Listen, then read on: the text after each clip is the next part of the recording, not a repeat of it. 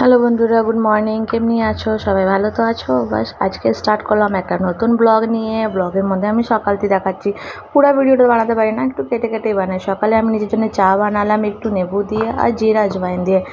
এটা হয় একটু ফেস গ্লোয়িংও করে আর পেটও ভালো রাখে, ওই জন্য সকাল সকাল আমি এই চাটাই খাই। তারপরে স্কিপ করে দেয় ভিডিওটা, আর পারি না, সকালে বহুত কাজ থাকে। এসে গেলাম দুপুরে রান্না বান্না। আজকে রবিবার, আমার ঘরে তো জমজমাটে রান্না হয়। এই যে চিংড়ি মালাইকারি, কাতলা মাছের দেখো কালিয়া, শাক ভাজা, তারপরে যে কোনো মাছের তেল ভাজা, আম, সব খাওয়া দাওয়া হলো। তারপরে বিকালে বেরিয়ে গেলাম ঘুরতে। এই যে আমি রেডি হয়ে গেছি, আমার হাজব্যান্ড পিছনে রেডি হচ্ছে। রেডি হয়ে যে দেখো নিচে এসে গেছি, এরা ধান্যর মধ্যে রেডি আছে। ধান্য তো বসে গেছে হিরো হন্ডাতে।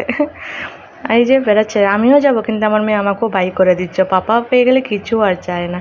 আজকাল পাপা ফাদার্স ডের জন্য ওকে নিয়ে গেল পার্কে। এই যে কী যে ঝুলা ঝুললো, এত ঝুলা পছন্দ, একদম বড় বড় বাচ্চার সাথে ঝুলাতে লটকে যাচ্ছে। এখানে স্লাইডার একটু ভয় নাই, ওর বাবা থকে যাচ্ছে দৌড়ে দৌড়ে। আর এই স্লাইডারে আমি ওয়েট করছি, এখন আসবে তখন আসবে, আসছে আর না, ওর বাবা ছাড়বে তবে তো ভয়ে।